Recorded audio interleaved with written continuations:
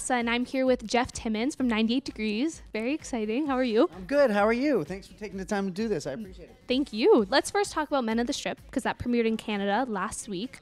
How did the whole project come to life? Well, a couple of years ago, I hosted a male review and thought that, it was a cool mix having a boy band guy with all the fans that were a lot younger and now old enough to go see a male review. But I thought there could be a stepped up, souped up, new version with better production, better guys, a little cleaner, but still sexy and a little irreverent, and mixed in with some pop music. So we created something new and fresh called Men of the Strip. That's how we did it. My wife, surprisingly, really encouraged me to go check out the first male review that I ended up being a part of. So I went to Las Vegas and was highly impressed on the production value and the real dancing that they do. And we were able to accomplish that so far with Men of the Strip. Mm-hmm. So that first show was basically what inspired you to start? Yeah, absolutely. I mean, because obviously I wouldn't have thought about it had I not seen it. I had my own preconceived ideas like everybody else.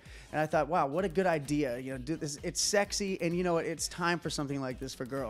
Yeah, I saw a lot of clips, and it looks like girls are really excited about it. So it's been bananas. I mean, it's gone up exponentially because the guys, we went all over the country in the U.S. And tried to handpick the right guys. It was important to us that when these girls are looking at these guys on stage and they come out and meet them, they're not just saying, oh, it's a fantasy guy, he's going to be a snob. The guy's got to be charismatic, they got to be relatable, and got to be cool. And we were lucky to kind of put together a cast in that respect. And just to add on to your busy schedule, you're doing a solo album and a new single's coming out soon. So what could we expect from that? Extremely excited. Different type of music. Obviously, I'm not with the group, so it's going to be my own style. Expect a single late summer, an album early fall, and I'm working with some great people locally as well. I'm working with Carl Wolf and Jensen. We're going to get in the studio this week. That's one of the reasons I'm here, and just super excited about the project. I mean, it's been a long time coming, so I'm really excited about it. Does this mean tour? Oh, absolutely. If I can go on tour here, first we're trying to bring Men of the Strip here also. I would love to go on tour here. I mean, a lot of people don't know this, and I say it as many times as I can, that 98 Degrees was popular in the U.S., but we ultimately broke in Canada first.